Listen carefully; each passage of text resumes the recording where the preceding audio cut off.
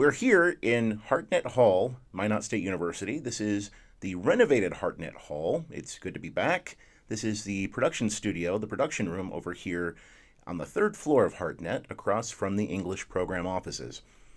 And I have to say, it's nice to be here and not just connecting via Zoom like we had been for the past couple of years. As you might remember, the Lookout podcast began in late 2019, early 2020, when we had our first episode. And that was over at the old production studio over at KMSU in the old Hartnett Hall, whatever we might call it before the renovation. And we had a couple episodes there, as you might recall. And then very quickly the pandemic happened and we shifted to a Zoom format. And Zoom is certainly fine. Zoom works. And we might even come back to some Zoom interviews on occasion. But it's nice to have everything centered mostly around our studio here that we have prepared over here in Hartnett. In our program today, we have Eric Furuseth joining us from the English program and also the Western Plains Opera to give us an update on the Western Plains Opera and also to perform the song of the Wandering Aengus for us. And we also have a treat. This is going to be an interview that I recorded, those many years ago, right as we were looking at creating the format of the Lookout podcast. And you'll be surprised who's in it. Anyway, stay tuned for that. So let's go ahead and get started with our interview with Eric Furuseth. We're joined by Eric Furuseth from the English program here at Minot State. Eric, thank you again for being on the program. My pleasure, Simon. So it's somewhat fascinating to me because Eric was one of the first, actually you were the first guest on the Lookout podcast when we did the studio work when the podcast began several years ago. So it's somewhat fitting that we would come back to you and check in with you. Oh, thank you very much. Yeah. So Eric, you're also with the Western Plains Opera. So how was that this year? How did things go? They went very well. We did Carmen last fall in September, and it was a big success. We drew well. We had wonderful guest artists, including Nathan Bowles, who is the son of Ken and Devere Bowles, longtime voice professors here. They've since retired, and he is just zooming on to a professional career, and so we're very proud of him. That was one of the highlights of the last fall's opera. And then just within the last month, we did a musical with locals, with students and locals, and that was The Hunchback of Notre Dame, and that also was a success, and many people complimented us, and we drew good houses, and so we've really had a successful year with Western Plains Opera. Yeah, I've heard some good things from people who had been at the Hunchback performance. Yeah. So, sounds great. So what's next on the agenda? Well, next September we're going to do La Boheme, the very famous opera. You know, Carmen, which we did last fall, is the ABCs of opera. Carmen is the C and La Boheme is the B. Aida is the A, but we'll never do that. It's too big a show for our stage here at Anne Nicole Nelson Hall. And we're bringing in a number of top-notch, professional singers. And one aspect of opera is that there are a lot of high-quality singers out there really looking for work. So it's a competitive market, and we're able to bring in just really outstanding talent year after year. So this is Puccini, right? Yes. So will it be you show, remarkable acuity in the opera department. Well, thank you. I've heard a few from time to time. Yeah. I always my standby was always the Metropolitan Opera on the radio. Really? Yeah, that's listening to that. Wow. But so these will be in English. This opera in English. Well, Carmen was in English. We're going to do La Boheme in Italian. Mm-hmm. Our general manager, our producer, Emerson Eads from the music department, just could not find what he considered a suitable English translation. So we are doing it in Italian, and in fact, our directors always get a bit of pressure from the visiting singers who learned the opera in its original language, and to learn it again in English is something they'd prefer not to do if they can avoid it. They would do it, and we have done it in English in the past, but Emerson just didn't feel like the translations he found were up to it. So we're doing it in Italian, but we do have titles up on the TV screens that flank the stage on either side. So just like watching a foreign movie, I mean, you can follow the dialogue easily enough, and in an opera it's everything is pretty graphic. It's not there's not going to be a lot of subtlety to the language. It's all going to be the stuff of love stories and so on. What I liked about the body language in opera, there's this broad gesture or wide gestures, narrow gestures. Yes, it's not. Operas were mostly written, the big ones were mostly written in the later 19th century and early 20th century. Well, and before, but I mean, a lot of the biggest ones that are performed all the time are written in that period. And it wasn't like, it was before film acting. In film acting, of course, you can whisper, you can make small gestures, as you say, and that comes across just fine in the intimate medium of up close filming and so on. But if you're on a stage and you're trying to sing to a large house of 1,000 people or something, you have to convey your emotions with a big voice and often big gestures. And of course, this led to really outstanding singing of learning the opera, the techniques of being able to sing both with great volume and with wonderful, wonderful beauty. Yeah. So Eric has brought with him a song that he's going to perform for us in just a moment. So could you tell us a little bit about the song and why you've chosen this particular one? And I've heard you sing this one several times, and it always seems somewhat fitting at the end here of the term, mm-hmm. especially here at the end of the spring term. Yeah, right. Well, as you know, Samuel, the last few years now, we've just recently consolidated our department, our English department, with social studies. But the past few years, we have a little ceremony, a little dinner honoring our English graduates and our English students. At the end of giving out awards and playing trivia games and having some fun and so on, I requested that I be able to sing this, the Song of the Wandering Aengus, it's called. It's by perhaps the greatest poet of the 20th century, the Irishman W.B. Yeats. And it comes from Irish mythology, and it's about a man who catches a fish, and the fish turns into a beautiful young girl, and he's completely enchanted by her, and the girl runs off, and he spends the rest of his life chasing this beautiful spirit girl.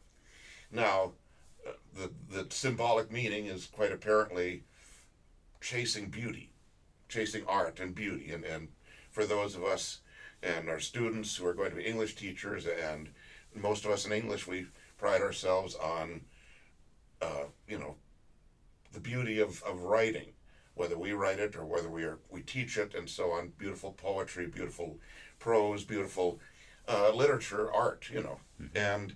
And it just seems to me this is just a really poignant kind of anthem for the pursuit of beauty in the arts. And so that's why I like to sing it. And I also like the melody. It's I first heard it on a recording by Judy Collins, the very great folk singer who's still going, but her heyday was like the 60s, 70s, 80s. And that shows you how old I am, because I first encountered it in the 70s. But she has what struck me as a beautiful kind of folk melody that has sort of an Irish lilt to it. And it just is such a poignant song that it's one that I instantly memorized. I do have a copy here just in case I have to cheat and check the words just a little bit, but it's a song I like to sing, and I feel like it has a good message for those of us in the business of teaching and performing and pursuing beauty in the arts. Okay. So that sounds great. All right, so Eric Furuseth singing the Song of the Wandering Aengus.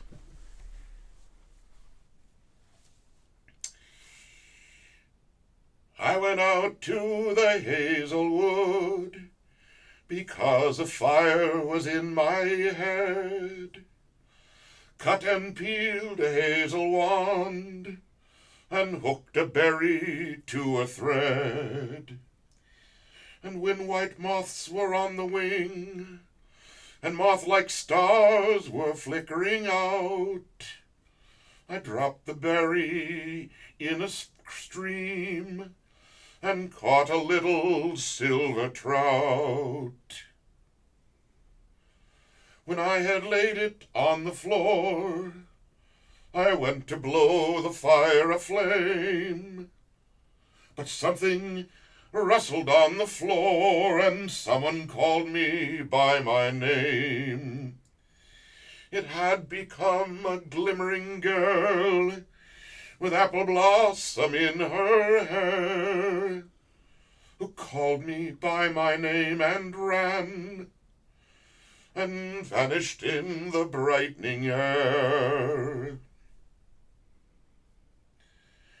Though I am old with wandering through hollow lands and hilly lands, I will find out where she has gone, and kiss her lips and take her hand, and walk among long dappled grass, and pluck till time and times are done the silver apples of the moon, the golden apples of the sun.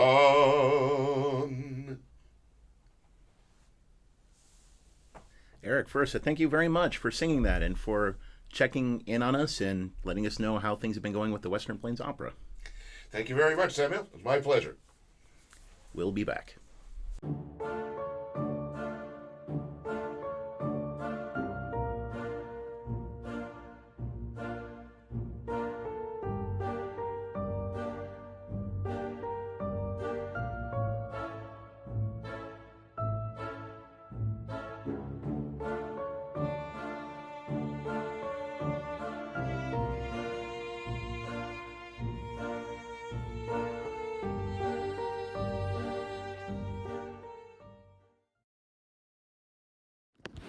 Hello, this is a test recording of using the Mevo. I'm using hand gestures within the frame. I'm looking up, I'm looking down, and that is the test recording.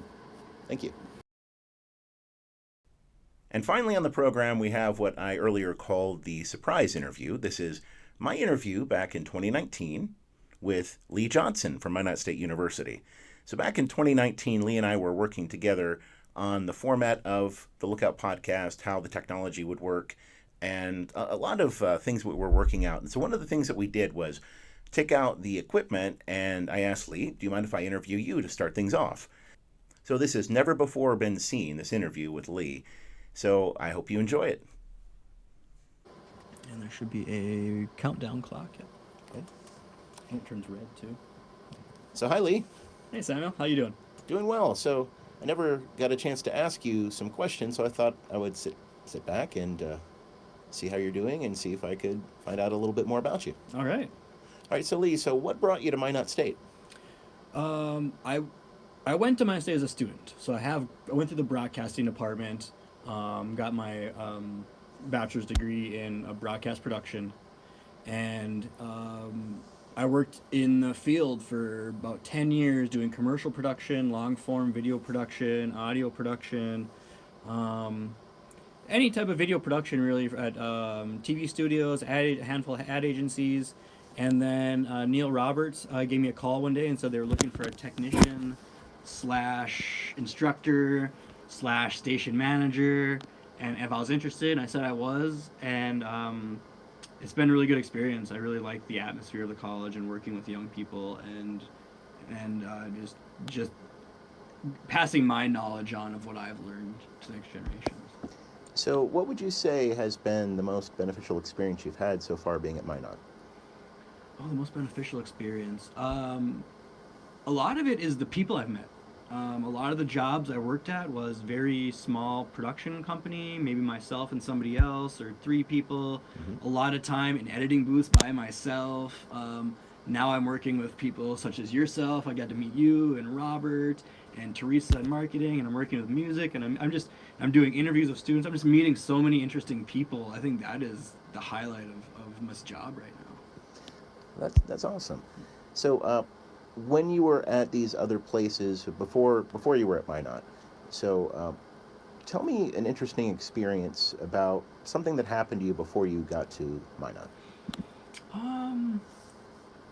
There's a lot of them. I had a chance to work right out of college. There was a Discovery Channel came to North Dakota during the oil boom. They had a small show called Boomtown.